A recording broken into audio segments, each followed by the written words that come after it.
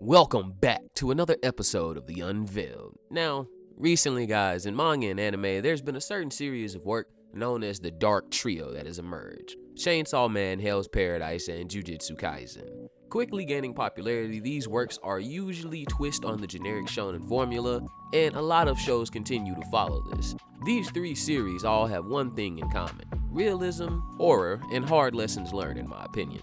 Whether through tragedy, battles of sudden realization, the truths of the world that they are participating in, it is often unfair and brutal for those living in these types of shows, and death is all too common a teacher.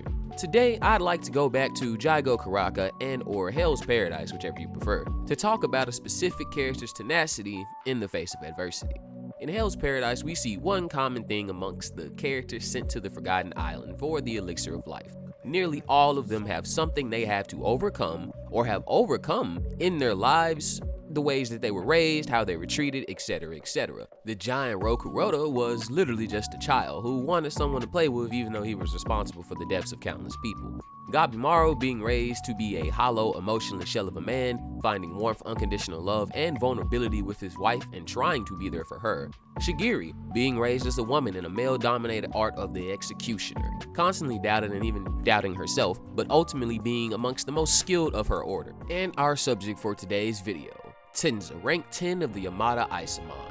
Now, the anime actually did add a couple scenes that give his story a little more depth in my opinion, but Tenza is someone who was born with nothing. The neglected child to, as he put it, two parents with neither the resources nor desire to feed him, Tenza was looked down upon by the people of his area, called trash, worthless, good for nothing, and thus we see Tenza live the low life, stealing, robbing, and overall taking from others to simply feed himself, though he did say he never resorted to killing, but would do anything outside of that. In this stage of his life, Tenza answered to no one. He did what he wanted, when he wanted, and how he wanted to, and that is what he described as truly free.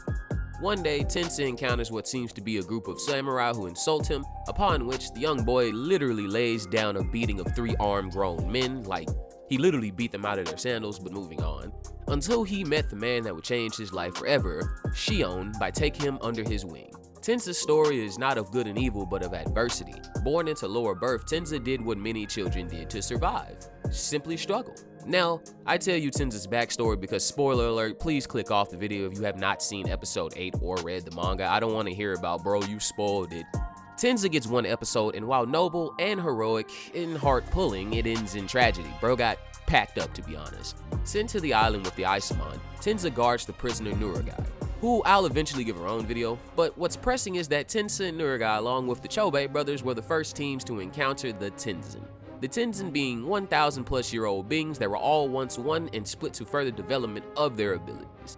The specific Tenzin they encounter being Jujin, the Tenzin with the water element of Tao, being a direct counter to Tenzin's fire Tao.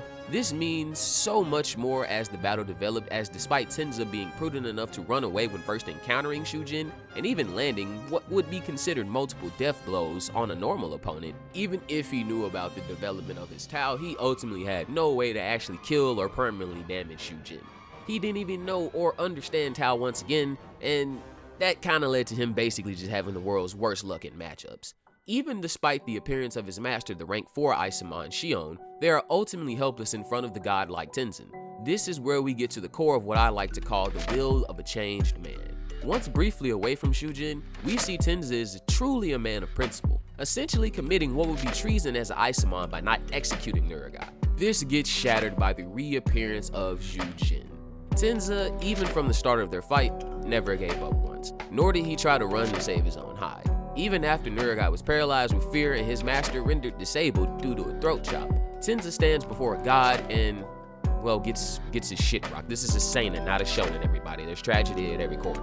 We find from Tenzin's before death flashes that he spent a great deal of time in the Yamada clan dojo. It's here we learn the true inspiration for change in Tenza's life. Though Tenza is originally put off by his blind master's view of the world, he doubts that even he or himself have the potential that Shion constantly speaks of, reflecting the trauma pushed on him by admitting that he has no status or money and ultimately is just good for nothing and not worth the effort or development.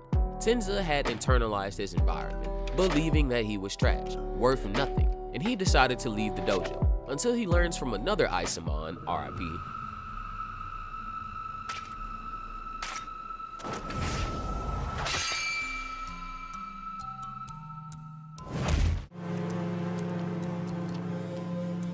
his master Shion originally actually did not care about being passionate towards his students. Shion lived a life of death and seeking to perfect his skills, and ultimately was only changed by an apprentice who, like Tenza, now had quit and ended up back underneath the executioner's blade by his own master. This led Shion, although, to continue dealing death as a member of the Amada clan, devoting his life into helping others. And this creates the young Tenza we see today. The Tenza who finally decided to devote himself to something. The same Tenza who now stands and finds himself face to face with a god. Hands growing cold, vision blurring, Tenza realizes he's about to die. And die he might. He explodes, raining futile blow after blow on Jujin. Tenza had finally found something in his life worth fighting for. The life he once thought was worth nothing. The same child who once took everything and anything to survive and lived only to support himself, shrugs off fatal injuries and fights off one of the in-game bosses of the series. Tenza, with his simple backstory, amongst all of the characters in the show, showed his true undying nature, to believe in people's characters and not the judgment passed by others as his master once did. So yes, in the end, Tenza dies at the hands of the Tenzin Jujin. Though, even in his death, we have to note Jujin declared Tenza a tough foe, while in the manga he just kind of called him stubborn, but even had to cycle back into their female form to preserve energy. Tenza, though he came into this world with nothing and no one, left with having given everything, all to ensure the ones he chose to protect could escape. Like I said at the start of the video, Hell's Paradise latest episode truly pulled at our heartstrings. It showed us that the brightest flames are often snuffed out before they can create a blaze. And with that, I'll end the episode, everybody. Thanks for tuning into another episode. I'm trying to get back into the normal swing of dropping content. The algorithm is not being very lenient with us at all, to be honest. So if you'd like to show some support, leave a like or comment on the video. Hell, if you even like overall what the channel's doing, go ahead and subscribe to keep supporting us on our journey. We're actually very close to 2,000 subscribers, everybody. Monumental. But I'll leave that for another video to talk about. Peace out, everybody. Stay sane and stay safe.